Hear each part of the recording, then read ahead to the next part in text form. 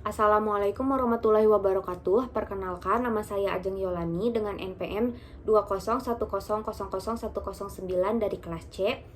Adapun pada mata kuliah Filsafat Hukum yang diampu oleh Bapak Muhammad Alfi Pratama S.Phil M.Phil, yang mana pada kesempatan kali ini saya akan membahas mengenai resensi perdebatan Hart versus Fuller, yang mana hal ini bertujuan untuk memenuhi salah satu tugas individu pada sesi ke-6 mata kuliah Filsafat Hukum.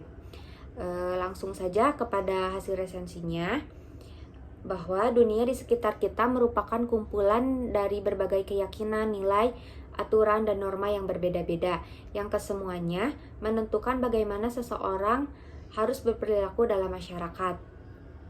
Penting untuk membedakan kesemuanya ini untuk menghindari kebingungan dan ambiguitas. Dua konflik yang sering dibicarakan bersamaan adalah hukum dan moralitas. Hukum adalah peraturan formal yang mengatur bagaimana kita berperilaku sebagai anggota masyarakat, yang menentukan apa yang harus kita lakukan dan apa yang tidak boleh kita lakukan. Hal ini diterapkan oleh negara dan peradilan untuk menciptakan standar perilaku yang mendasar dan dapat ditegakkan demi kesejahteraan masyarakat. Moralitas di sisi lain mengacu pada kerangka informal nilai, prinsip, kepercayaan, adat istiadat, dan cara hidup. Moral tidak dapat ditegakkan secara hukum, tetapi ada tekanan dari masyarakat untuk mematuhinya. Kemudian keterkaitan hukum dan moralitas, bahwa hukum dan moralitas adalah dua sistem yang mengatur cara manusia berperilaku. Hukum adalah seperangkat aturan dan peraturan yang wajib dipatuhi oleh semua orang.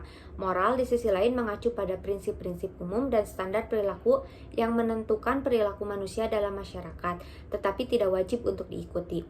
Hubungan antara hukum dan moralitas merupakan hubungan yang rumit dan telah berkembang selama bertahun-tahun.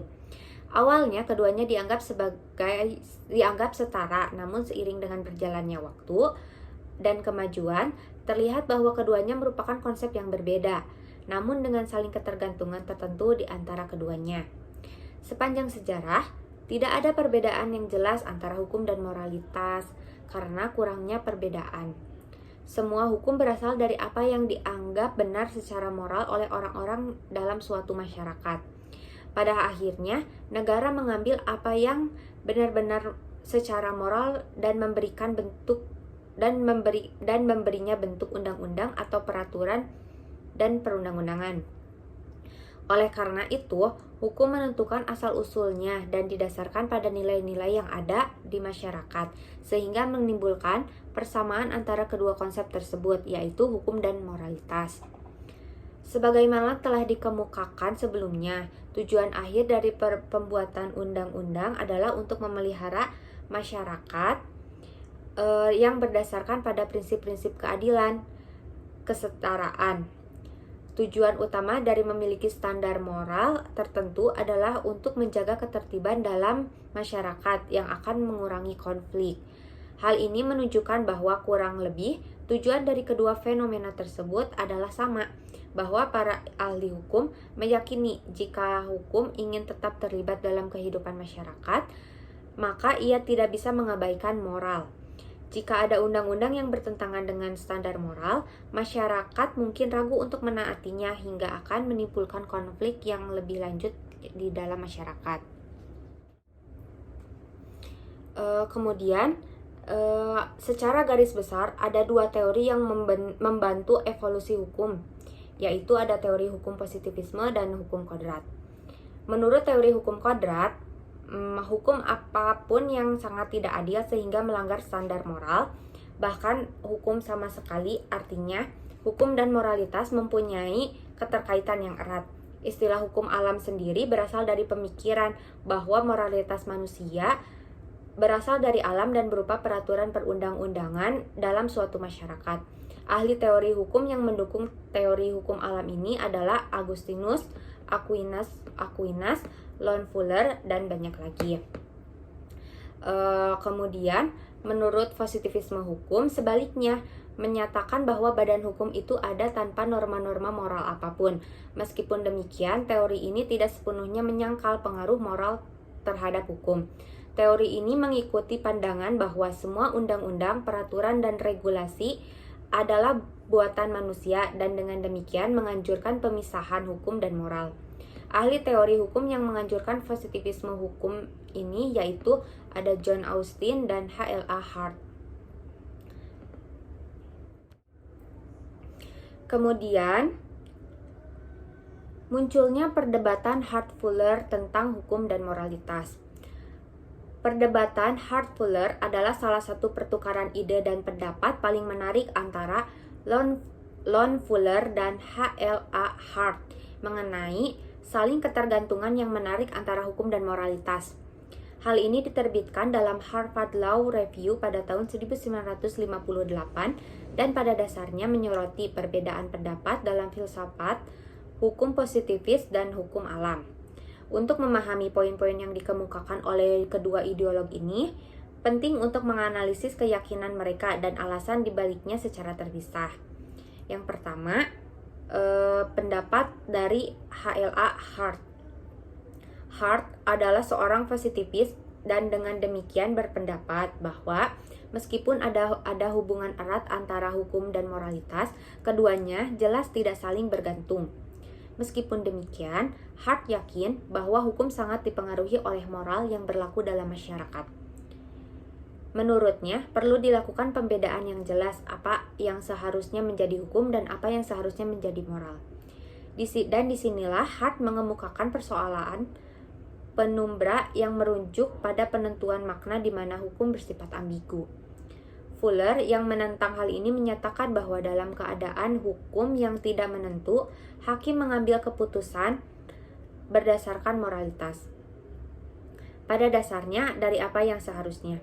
Terhadap hal ini, Hart menjawab dengan mengatakan bahwa menentukan apa yang seharusnya terjadi harus dipahami dari sudut pandang hukum, dan bukan dari sudut pandang moral. Pada hakikatnya, penafsiran hukum tidak bisa datang dari luar dunia hukum.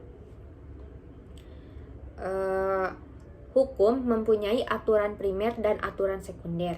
Aturan primer memaksakan peraturan tertentu kepada warga negara dan aturan sekunder memberikan kekuasaan kepada negara untuk membuat dan melaksanakan aturan tersebut. Artinya, hukum tidak bisa sejalan dengan standar moral. Meskipun ada batasan yang jelas antara hukum dan moralitas, ia juga percaya bahwa keduanya pasti akan bersinggungan pada suatu saat nanti. Sementara yang kedua, pendapat mengenai Lon Fuller. Fuller adalah seorang naturalis yang percaya bahwa terdapat hubungan penting yang kuat antara hukum dan moral. Menurutnya, semua norma hukum didasarkan pada norma moral. Sederhananya, tidak ada hukum yang dapat dianggap sah jika tidak lulus uji moralitas yang didasarkan pada pemikiran etis yang dimiliki masyarakat. Fuller selanjutnya mengkategorikan moralitas menjadi dua aspek, yaitu moralitas aspirasi dan moralitas tugas. Yang pertama, berkaitan dengan norma-norma moral yang diikuti oleh seseorang demi kepentingan terbaik individu. Sebaliknya, yang terakhir ini lebih relevan bagi kelancaran fungsi masyarakat dengan menetapkan standar-standar yang harus dipatuhi oleh semua orang. Fuller juga menguraikan dua konsep, yaitu internal morality of law dan external morality of law. Internal morality of law yang berkaitan dengan tata cara penyusunan undang-undang dan external morality of law yang lebih membahas tentang hakikat hukum yang digunakan dalam mengambil keputusan.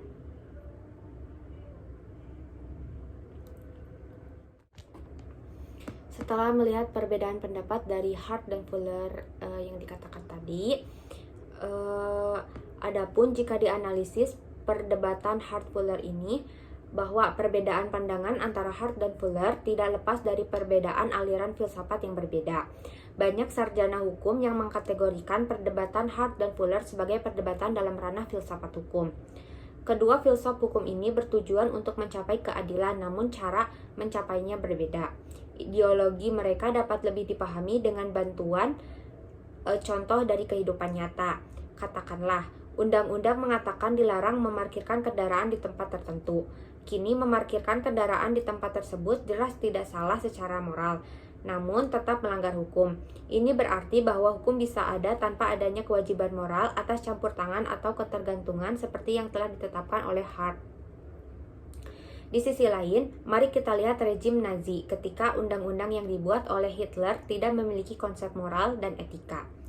Rezim Nazi, kita semua setuju, tidak adil dan kejam terhadap kemanusiaan.